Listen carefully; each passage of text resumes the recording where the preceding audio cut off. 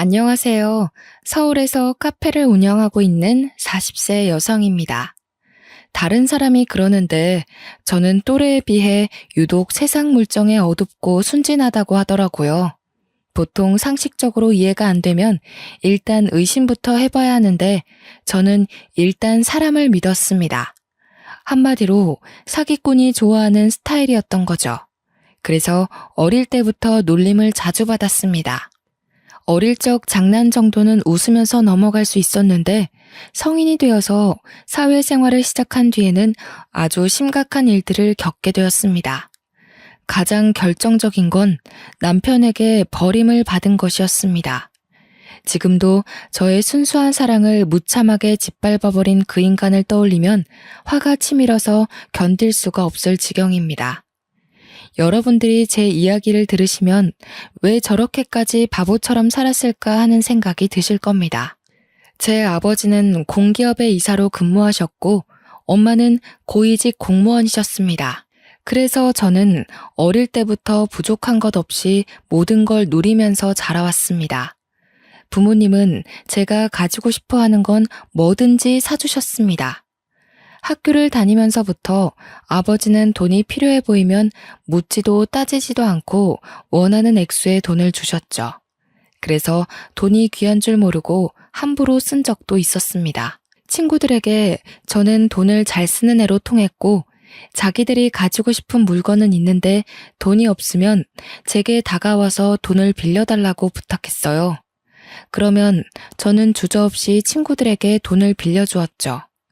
하지만 돈을 갚는 애는 한 명도 없었습니다. 저도 굳이 돈을 달라고 안 했으니까요. 나중에 철이 들고 나서 생각해보니 친구들은 저를 좋아했던 것이 아니라 제가 가진 돈을 좋아했던 것이었습니다. 하지만 이건 시작에 불과했습니다. 대학에 들어가서 처음으로 충격적인 일을 겪게 되었는데요. 저와 같은 대학에 들어간 친구가 한 명 있었습니다. 소영이라는 친구였는데 절친이라고 할 수는 없었지만 곧잘 어울렸던 친구였어요. 과는 달라도 같은 대학 동아리를 다녔으니 자주 만나서 밥도 먹고 커피도 마시게 되었습니다. 경미야, 너 아직 남친 없지? 내가 남자 소개해줄까? 갑자기 소개? 누굴 소개해주려고? 소영이는 자기 사촌 오빠를 소개해주겠다고 했어요. 사진을 보니 제 스타일이라서 만나보았는데 성격도 아주 좋아 보였습니다.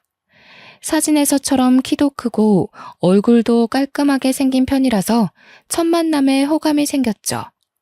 그 오빠도 다음 데이트를 약속하길래 자연스럽게 연애를 시작하게 되었습니다. 오빠랑 한참 만나고 있었을 때였습니다. 오빠랑 같이 저녁을 먹으려고 만났는데 오빠 표정이 굳어 있었습니다. 평소에는 농담도 잘하고 장난도 잘 치더니 그날따라 세상 고민 다 싸질머진 사람처럼 맥이 탁 풀려 있었죠. 오빠, 표정이 왜 그래? 고민이라도 있어? 제가 무슨 일 있냐고 물으니까 오빠가 한숨을 푹 쉬더니 돈이 필요하다고 하더라고요. 아니, 급전이 필요한데 빌릴 데가 없어서 집주인이 갑자기 월세 보증금을 올려달라고 하는 거 있지? 아직 알바비도 못 받았는데 50만 원 달라고 재촉하니까 미치겠다. 돈 없으면 지금 나가래. 나 말고 들어올 사람 많다고 하더라. 꼼짝없이 방 빼고 길거리에 나앉게 생겼어. 그 당시 오빠가 편의점에서 밤 시간대 알바를 하고 있었는데 사장이 장사가 예전 같지 않다고 벌써 2달째 알바비를 못 받고 있었거든요. 집주인에게 한 달만 기다려달라고 사정을 말했지만 사흘 내로 보증금 올려주지 않으면 방 빼라는 말만 들었다고 합니다. 제가 부모님 이야기를 꺼내니까 오빠의 부모님이 시골에서 농사를 짓고 있는데 태풍 때문에 농사가 망해서 돈을 달라고 할 수가 없었다고 하더군요. 사정이 워낙 딱하니 가만히 있을 수가 없었습니다. 그래서 그 돈을 제가 빌려주었죠. 정말이야? 이 돈이 어디 나서 나 주는 거야? 경미야, 정말 고마워. 알바비 받으면 바로 갚을게. 오빠는 이제 살았다고 하면서 아이처럼 좋아했어요. 오빠의 밝은 얼굴을 보니 저도 마음이 편해지더라고요. 그런데 오빠는 한 달이 지나도 빌려간 돈을 돌려주지 않았습니다. 만날 때마다 몇 번을 망설이더니 제가 먼저 말을 꺼내게 만들었습니다. 오빠, 저번에 빌려간 돈 말이야. 언제 줄 수 있어? 갑자기 무슨 돈? 내가 너한테 돈을 빌려갔다고? 50만 원 정도면 기억하고 있을 줄 알았는데 오빠가 깜짝 놀란 표정을 지으면서 저를 빤히 쳐다보더군요. 그래서 제가 한숨을 쉬며 그날 일을 쭉 설명했습니다. 월세 보증금 말이야, 50만 원. 정말로 기억 안 나서 이러는 거야? 그거 말하는 거구나. 미안해. 내가 깜빡 잊고 있었네. 사실 알바비를 아직 못 받았어. 그렇구나. 그럼 다음에 돈 생기면 줘. 평소 같았으면 편의점 알바 그만둬라. 그 알바 사장 신고해야 하는 거 아니냐고 재촉했을 텐데 이제 그러기도 싫었습니다. 오빠에게서 무언가 이상한 게 느껴졌거든요. 역시나 오빠가 빌려간 돈을 주기는커녕 다른 핑계를 대면서 제게 계속 돈을 빌려갔습니다. 액수도 점점 커졌죠. 어느 날은 새벽에 갑자기 전화를 해서는 다급하게 돈을 달라고 하기도 했습니다. 경미야, 너 지금 돈 가진 거 얼마나 있어? 돈? 갑자기 무슨 돈? 오빠 무슨 일 생겼어? 아이씨, 나 지금 경찰에 잡혀가게 생겼어. 그 말에 듣고 깜짝 놀라서 잠이 확 달아나고 말았죠. 자리에서 벌떡 일어나 무슨 사고를 쳤냐고 묻자 오빠가 어이없는 말을 쏟아냈어요.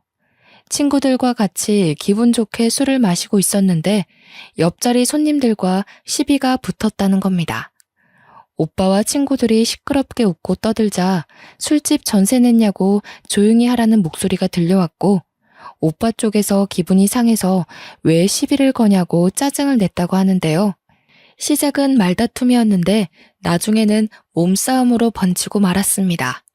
서로 치고받고 패싸움을 하다가 오빠가 술병을 휘둘렀는데 옆자리 일행 중 한 명이 머리를 다쳐버렸대요. 그 말을 듣는 순간 머리가 멍해지고 말았습니다. 경미야, 당장 그 사람하고 합의 보지 않으면 구속될 것 같아. 그러니까 네가 좀만 도와주면 안 될까? 그래서 얼마가 필요하다는 거야? 우선 급한 대로 200만 원만 가지고 병원 앞으로 와. 당장. 저는 정신없이 돈을 뽑아서 오빠가 말한 병원으로 갔습니다. 땡땡병원 응급실 안으로 들어가니 오빠가 초조한 표정으로 저를 기다리고 있었죠. 오빠는 저를 쳐다보지도 않고 제 손에 든 돈봉투만 쳐다보고 있었습니다. 오빠, 그 사람은 괜찮은 거야? 지금 어디 있어? 설마 수술 중이래? 그건 내가 알아서 할 테니까 돈이나 줘. 오빠는 빼앗듯이 돈을 받아들고 응급실 안쪽으로 달려들어갔습니다. 제가 쫓아가 보니까 사람들이 워낙 많아서 안 보이더라고요. 도리어 오빠가 절 찾아서 해결됐으니 가자고 하길래 병원을 나왔습니다. 저는 진짜로 일이 해결된 줄 알았는데 며칠 뒤에 오빠가 100만 원이 더 필요하다고 하더군요. 제가 무슨 일이냐고 캐물으니 그 사람 수술이 잘못돼서 두 번째 수술을 들어가야 한다는 것이었습니다. 저는 그 말을 듣고 두말 없이 돈을 주었는데요. 며칠 뒤에 만난 오빠는 제 덕분에 별 탈 없이 그 사람과 합의를 보고 잘 해결되었다고 했습니다. 그런데 얼마 후에 다른 선배 언니에게서 뜻밖의 말을 전해 들었습니다. 경미야, 너 시간 되면 나랑 커피나 한잔 하자. 언니가 갑자기 저를 카페로 데리고 간 다음에 뜬금없이 소영이 이야기를 꺼냈습니다. 경미야, 너 소영이한테 속고 있어. 내가 속고 있다니 그게 무슨 말이야? 내가 이럴 줄 알았다. 아직도 모르고 있었구나. 네가 만나고 있는 남자, 소영이 사촌 오빠가 아니라 애인이야.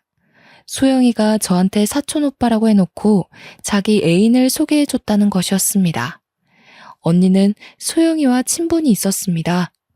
언니가 같은 과 후배인 소영이를 동아리에 데려왔고 제가 그 동아리에서 소영이와 친해졌으니까요. 어쩐지 얼마 전부터 소영이가 동아리만 오면 호구 같은 스폰서를 하나 물었다고 자랑을 해댔습니다. 수영이 너 다음 주에 남친이랑 제주도 여행 간다던데 진짜야? 얼마 전까지만 해도 돈 없다고 징징댔잖아. 알바라도 새로 구했어? 알바는 무슨, 다 돈이 생겨서 가는 거지. 해외여행은 못 가도 제주도 가서 바닷가 바람은 한번 쐬고 와야지. 안 그래? 둘 다 알바도 안 하는 주제에 무슨 돈으로 제주도를 가? 부모님이 대주셔서 가는 거야? 동아리 애들이 묻자 수영이는 호구 하나 잘 물면 돈이 그냥 생기는데 힘들게 알바를 할 필요가 없다고 하더라고요. 내가 고등학교 때부터 빨대 꽂고 챙겨 먹던 애야. 가진 건 돈밖에 없는 바보 같은 년인데 너희들은 모르고 있어도 돼. 어차피 말해도 몰라. 저는 소영이가 이런 식으로 말하길래 그게 저라는 생각도 못했습니다. 이런 식으로 소영이는 대놓고 저를 등쳐먹으려고 애인하고 작당을 했던 겁니다. 오빠는 편의점 알바 같은 건 하지도 않았고 월세 보증금이나 패싸움 이야기는 새빨간 거짓말이었던 거죠. 언니가 하는 이야기를 듣고 수영이가 이런 식으로 대놓고 바보 취급을 했다고 털어놓으니 언니가 한숨을 내쉬며 말하였습니다. 경미 너는 이렇게 순진해서 험한 세상을 어떻게 살려고 그러니? 지금이라도 인간 같지도 않은 것들하고 연 끊고 상종하지 마. 언니는 소영이에게 이용당하는 저를 딱하다는 눈빛으로 쳐다보고 진심 어린 충고를 해줬습니다. 저는 두 년놈이 너무 괘씸해서 그냥 물러설 수 없었죠. 그래서 소영이를 불러서 하나하나 따져보았는데요. 너 내가 그렇게 만만해? 친구라서 믿었는데 사람을 이따위로 가지고 놀아도 되는 거야? 그동안 사기쳐서 나한테 뜯어간 돈 전부 다 가져와. 안 그러면 내가 가만두지 않을 거야? 뭐? 갑자기 왜 그래? 미안해 경미야. 내가 생각이 너무 없었어. 오빠가 하자고 한 거야. 내가 하지 말라고 했는데 오빠가. 제가 태어나서 처음으로 도끼 눈을 뜨고 소영이에게 소리를 질러대니까 제 기세에 놀란 소영이가 미안하다고 사과하더라고요. 마음 같아서는 머리채라도 잡고 싶었지만 사람들이 싸우는 저희를 보고 몰려왔습니다. 그래서 일단 돈부터 돌려달라는 약속을 받아놨죠. 소영이는 돈을 돌려주겠다고 했지만 다음 날부터 제 연락을 아예 무시해버렸습니다. 연락이 안 되는 건 오빠도 마찬가지였어요. 학교에 나오지 않아서 수소문해보니 둘 다 휴학을 해버렸다고 하네요. 할 수 있는 휴학을 다 몰아쓰면서 졸업할 때까지 저를 피해 다니는 바람에 결국 돈 받는 건 포기하고 말았습니다. 졸업을 하고 직장을 다닐 때도 마찬가지였어요. 재수가 없는 건지 제 팔자가 그런 것인지 제 주변에 꼬인 인간들이 하나같이 저를 속이고 돈을 뜯어갔습니다. 그런 추잡한 인간들이 싫어서 5년 동안 직장을 7군데나 옮겨 다니게 되었네요. 하지만 마지막 직장에서도 적응하지 못하고 그만두니까 엄마가 제게 이렇게 말씀하셨습니다. 경미야, 넌 내가 보니까 다른 사람들하고 어울려서 일하는 것보다 혼자 장사를 하는 게 맞는 것 같아. 엄마는 이제 취직할 생각하지 말고 카페를 하나 차려줄 테니까 혼자 조용하게 장사를 해보는 게 어떠냐고 하셨어요. 저도 5년 넘게 사람들한테 치이고 사람들을 경계하느라 조직에 적응하지 못하고 스트레스를 받으면서 살다 보니 혼자 있고 싶어지더군요. 그래서 엄마 말대로 카페를 열게 되었습니다. 프랜차이즈 카페를 개업하면 본사에서 알아서 다 해줄 거라고 생각했습니다. 장사를 너무 편하게 생각했던 거죠. 직접 프랜차이즈 카페를 해보니 본사는 돈만 챙겨갈 뿐 가맹점에게 해주는 게 거의 없었고 모든 걸 제가 알아서 운영해야 했습니다. 세상에서 가장 편하게 돈을 버는 사람이 카페 사장이라고 생각했는데 직접 장사해보니 세상에서 가장 열심히 사는 사람들이 카페 주인이란 생각이 드네요. 그렇다고 해서 힘들게 장사한 것도 아니었습니다. 처음부터 돈을 벌어야 한다는 욕심은 크게 없어서 가벼운 소일거리라고 생각했죠. 하지만 저도 하나씩 하다 보니 점점 욕심이란 게 생겨서 커피에 대한 연구도 하고 다른 카페들은 어떻게 운영하는지 살펴보기도 하였습니다. 그렇게 부지런히 살다 보니 5년이란 시간이 지나갔고 30을 훌쩍 넘긴 나이가 되었습니다. 이제 카페는 자리를 잡았고 고정 고객들도 제법 생겼는데요. 그 중에서 눈에 띄는 남자 손님 한 명이 있었습니다. 6개월 전부터 혼자 카페에 들려서 아메리카노를 마시는 손님이었죠. 그 손님은 늘 구석자리에 앉아서 커피를 마셨습니다. 제가 연구한 커피가 맛있었는지 3개월 전 뒤부터는 거의 하루에 한 번은 꼭 들리더라고요. 손님이 별로 없어서 바쁘지 않을 때는 제가 그 손님의 말벗이 되어주기도 했습니다. 무슨 일을 하시냐고 물어봤더니 6개월 전부터 카페 맞은편에 있는 건물에서 사무실을 얻었다고 하더라고요. 사업을 하시냐고 물으니 그건 아니라고 하셨습니다. 아직 사업이라기보다는 프로그램을 의뢰받아서 개발하고 있어요. 땡땡 회사에서 컴퓨터 프로그래머로 일을 하다가 혼자 독립을 했다고 하더군요. 스티브 잡스나 빌 게이츠를 능가하는 개발자가 되고 싶어서 사표를 냈다고 하길래 단골 손님이 남달라 보였습니다. 제가 멋있다고 하니까 쑥스러웠는지 손님이 겸손하게 둘러대더라고요. 그동안 돈은 많이 못 벌겠지만 저는 돈보다는 실력으로 최고의 자리에 오르고 싶어요. 도전 정신만 좋아서 매력 있는 것이 아니었습니다. 대화를 나눌수록 참 순수하고 때가 묻지 않은 사람이라는 걸 느꼈거든요. 처음에는 커피 한 잔에 여유를 즐기면서 머리를 식힌 다음에 사무실로 가는 것 같더니 시간이 지나면서 저와 대화를 하기 위해 일부러 시간을 내서 카페에 오는 것 같았습니다. 제가 가장 한가한 시간에 맞춰서 오는 게 보여서 저도 가슴 설렜죠. 그러다 한 번씩 그 사람이 오지 않으면 혹시 무슨 일이라도 생긴 건 아닌지 걱정하기도 했습니다. 그 사람이 일주일 동안 카페에 오지 않은 적도 있었습니다. 일주일 내내 이상하게 마음이 불안해지고 일이 손에 잡히지 않더군요. 일주일 후에 그 사람이 카페에 나타나자 비로소 마음이 놓였습니다.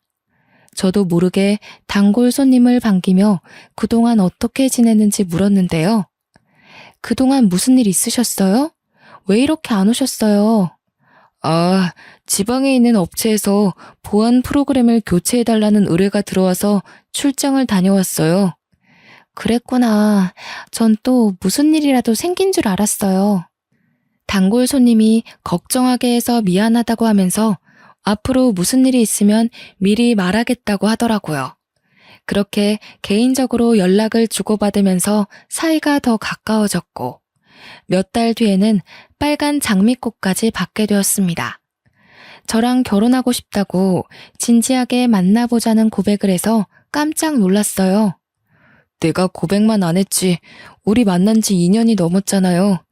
이 정도 시간이면 서로에 대해 충분히 알았다고 생각해요. 경미 씨도 저랑 진지하게 만나보고 싶은 거 맞죠? 정말 서투른 사랑 고백이었지만 저를 감동시키기에는 충분했습니다. 저희가 만난 세월도 있으니 얼마 지나지 않아 시댁과 저희 친가를 오가며 결혼을 허락받으러 가기도 했죠.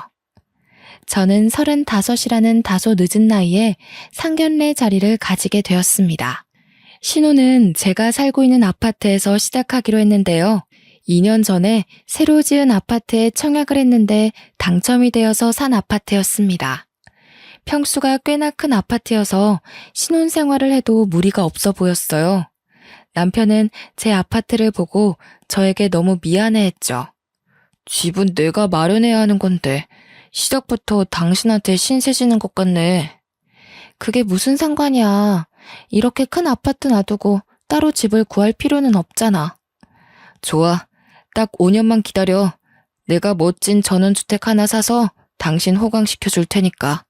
남들이 들으면 터무니없는 소리라고 할지 모르지만 지금 남편이 하고 있는 사업이 잘 되고 있어서 5년 뒤에는 누구나 인정하는 소프트웨어 벤처 사업가로 성공한다면 가능한 일이었습니다.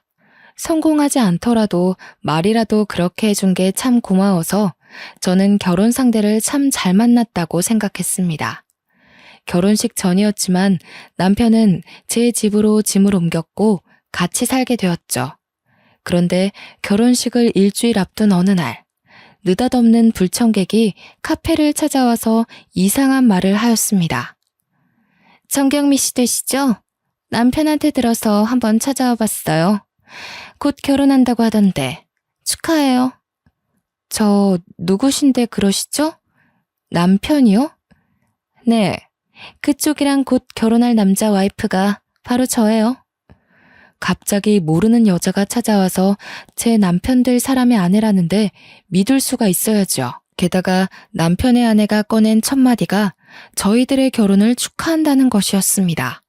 정말 상식적으로 이해가 안 되는 상황이었죠. 저는 남편이 유부남이라는 사실을 아예 모르고 있어서 그 말을 듣고 할 말을 잃어버리고 말았습니다. 그런데 저를 찾아온 여자는 너무나 당당하고 태연해 보였어요. 곧 이혼할 거니까 걱정하지 마세요. 저는 경미 씨한테 시비 걸려고 온 게 아니거든요. 갑자기 찾아와서 무슨 말씀 하시는 거예요?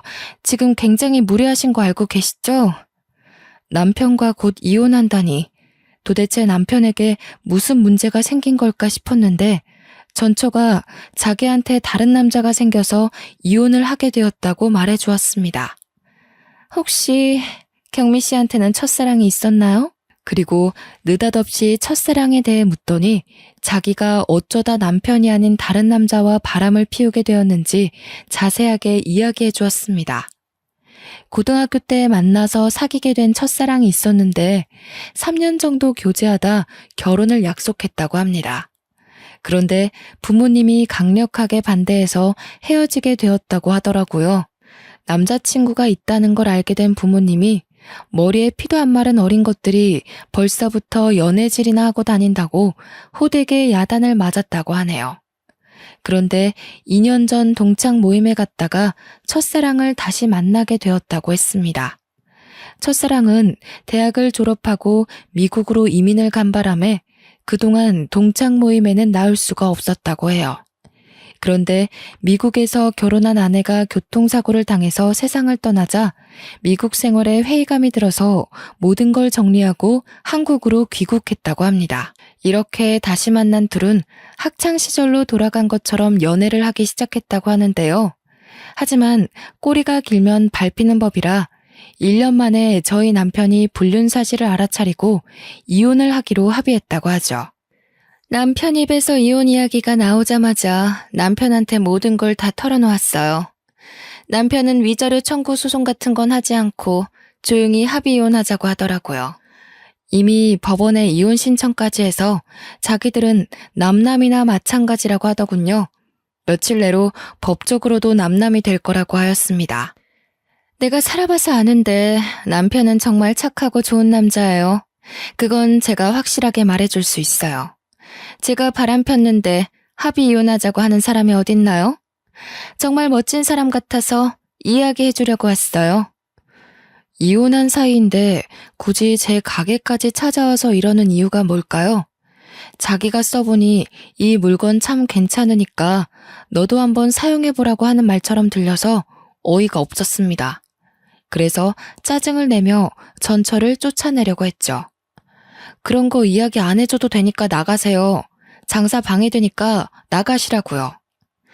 화내지 말고 제 말 좀 들어보세요. 우리는 헤어지는 게 서로의 앞날을 위한 거라고 생각했어요. 최선의 선택이었던 거죠. 저는 제 전 남편이 오해 안 받고 행복하게 살길 바래서 온 거니까 너무 그렇게 보지 마세요. 경미 씨도 행복하게 잘 살길 바랄게요. 이미 헤어진 분이 와서 할 말은 아닌 것 같은데요. 저희 일은 저희가 알아서 할 테니까 참견하지 마세요. 바람 펴서 이혼당한 주제에 오지랖이 넓으시네요. 그런가요? 저는 한때 사랑하던 사람이라서 그랬어요. 잘 지냈으면 좋겠어서. 우습게도 그 여자는 떠나는 순간마저 제 결혼식에 못 갈 것 같으니 이해해달라는 말까지 남기고 떠났습니다. 기분이 정말 나빴죠. 그래서 저는 바로 가게 문을 닫고 남편이 올 때까지 기다렸습니다. 그리고 퇴근하고 돌아온 남편에게 왜 결혼한 사실을 숨겼냐고 물었죠. 남편은 카페에 아내가 찾아왔다는 사실을 듣고 놀라더니 자초지종을 설명해 주었습니다. 남편의 전 와이프가 말한 거랑 똑같이 말하더군요. 전 와이프가 1년 전부터 첫사랑과 바람을 피워서 이혼한 거라고 했습니다. 나도 고민 많이 했어. 그런데 차마 내가 유부남이라는 사실을 말할 수 없겠더라고. 속이려고 했던 건 아닌데 미안해. 아무리 그래도 그렇지. 나한테 고백했을 때 다 말해줘야 하는 거 아니야? 말하고 싶었는데 당신이 떠나버릴까봐 너무 무서웠어. 이게 다 당신을 너무 좋아해서 그런 건데 한 번만 이해해주면 안 될까?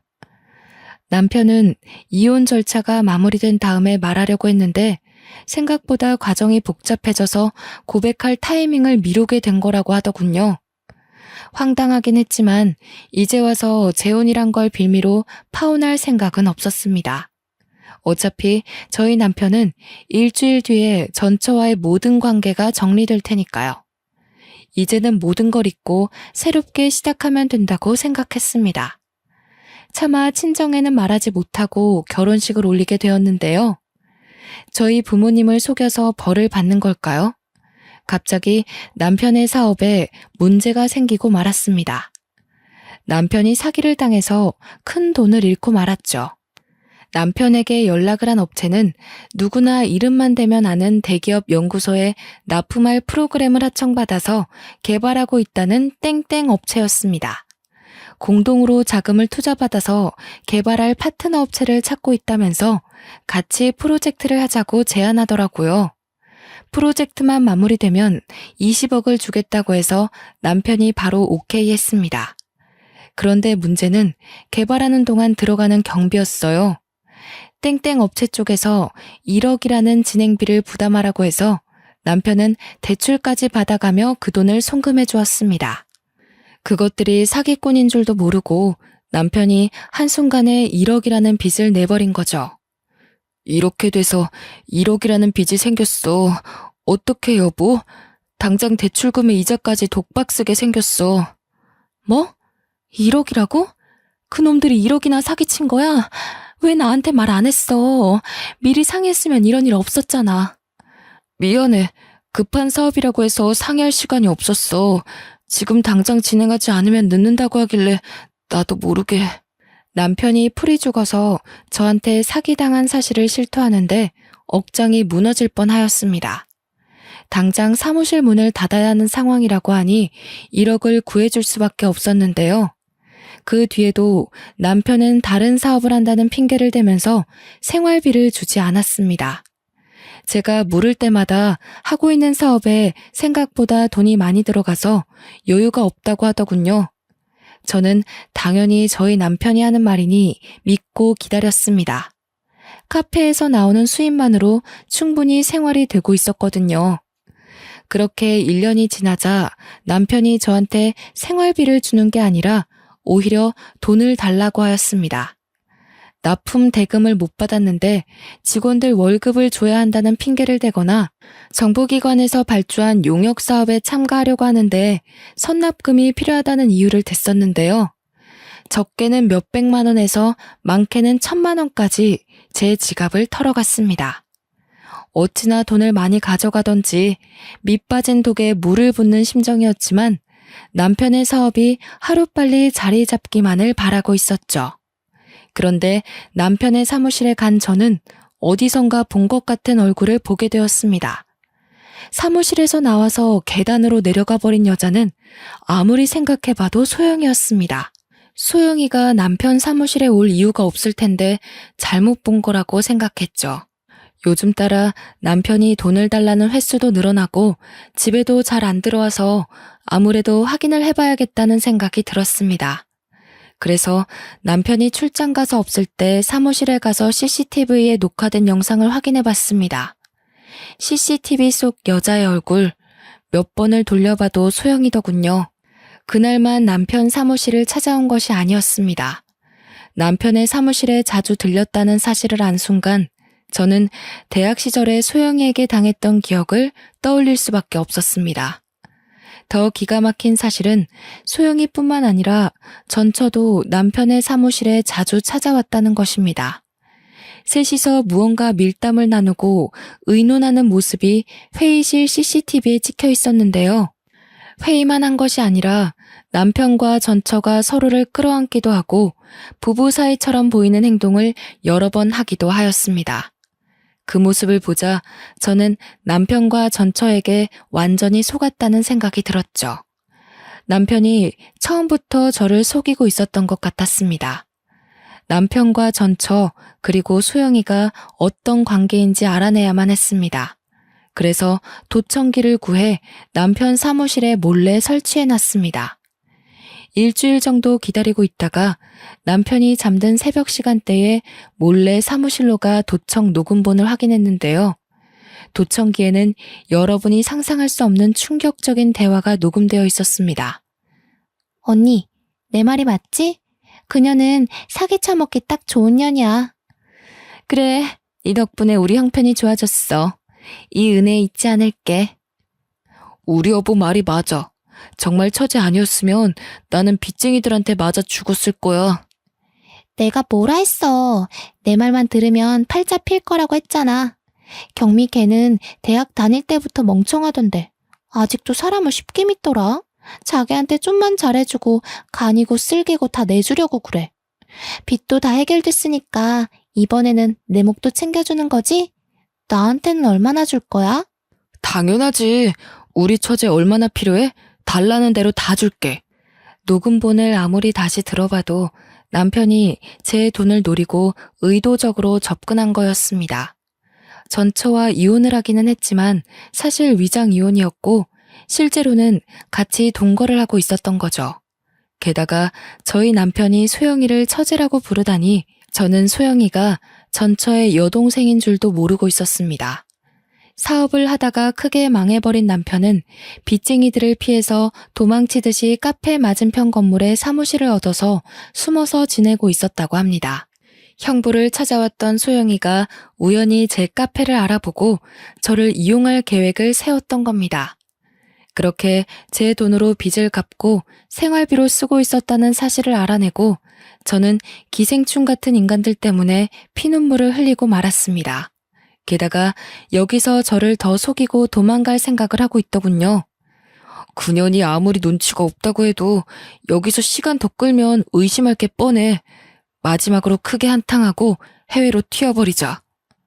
해외? 저번에 말한 하와이 말하는 거야? 아니면 필리핀?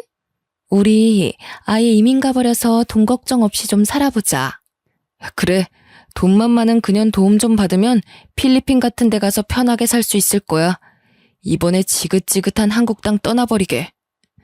남편은 사업 투자를 목적으로 제 카페를 담보로 대출을 받아놓았습니다. 그걸 가지고 양반 도주를 할 어처구니 없는 계획을 이야기하고 있었죠. 하지만 확실한 증거를 잡은 이상 남편이 도망가도록 놔둘 수 없었습니다. 변호사를 찾아가서 물어보니 남편과 전처 그리고 소영이까지 모두 사기죄로 엮어 넣을 수 있다는 사실을 알아냈습니다. 변호사 선임을 한 뒤 저는 남편이 있을 시간대에 집으로 돌아갔습니다.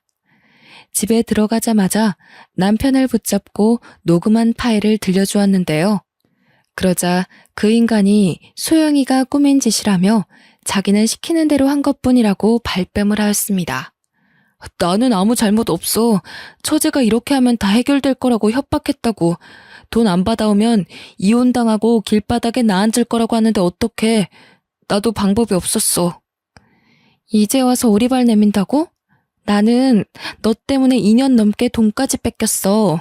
내 인생이 망가졌다고. 억울하고 분해서 끝장을 봐야 되겠어. 그러니까 각오 단단히 하고 있어. 여보, 이러지 말고 우리 대화로 해결하자. 어? 우리 사랑하는 사이잖아. 그동안 만난 세월을 생각해. 내가 진짜로 당신 이용해 먹는 사람 같아? 나도 피해자라고. 나도 너무 무서웠어. 당신한테 말하고 싶었는데 당신도 협박받을까봐. 뭐? 피해자? 내가 그 말에 속아 넘어갈 것 같아? 당장 꺼져. 내가 당신이랑 대화할 것 같아? 난 인간이랑만 대화해. 당신 같은 쓰레기랑 말 안 한다고. 왜 이래 정말. 내 말 좀 들어봐. 당신은 나한테 질렸을지 몰라도 내가 당신 사랑한다고. 난 당신 없이 못 살아. 내가 평생 당신 곁에서 속죄하면서 살게. 그러니까 한 번만 봐주라. 남편이 지푸라기라도 잡는 심정으로 제게 매달렸지만 이미 버스는 떠난 뒤였습니다. 제가 남편 뺨을 확 때려버리니까 때려도 좋으니까 제발 봐달라고 비굴하게 굴더군요. 결국 경찰을 부른다고 말하니까 남편이 꽁무니 빼고 도망가 버렸습니다. 남편에게 이혼소송과 위자료 청구를 했고 소영이와 전처를 사기죄로 고발해버렸죠. 경찰에서 소환장이 날라오자 다급해진 소영이는 저를 찾아와서 한 번만 용서해달라고 울면서 매달렸습니다. 경미야, 이 소환장 뭐야? 설마 나 사기죄로 고소한 거니? 도대체 왜 그래? 우린 친구잖아. 내가 잘못했어. 사정이 너무 급하다 보니 그런 짓을 하고 말았어. 예정을 생각해서라도 한 번만 살려주라. 우리한테 정이란 게 있긴 하니? 넌 지금도 나를 바보 같은 호구로 생각하고 있잖아. 내가 용서해주면 나중에 또 이용해 먹으려고? 너 용서해줄 생각 없으니까 당장 돌아가. 경미야, 미안해. 내가 무릎 꿇을게. 이렇게 꿇고 빌 테니까 제발 봐주라. 내가 한 번도 이런 적 없잖아. 이번엔 진짜 뉘우치고 있다니까. 연기하는 거 아니야. 나 울고 있는 거 보여? 이번만 봐주면 네 눈에 띄는 일 없도록 할게. 내가 믿을 것 같아? 너 딱 봐도 가짜로 울고 있는 거잖아. 눈물로 다 해결되는 거면 법은 왜 있는 거겠니?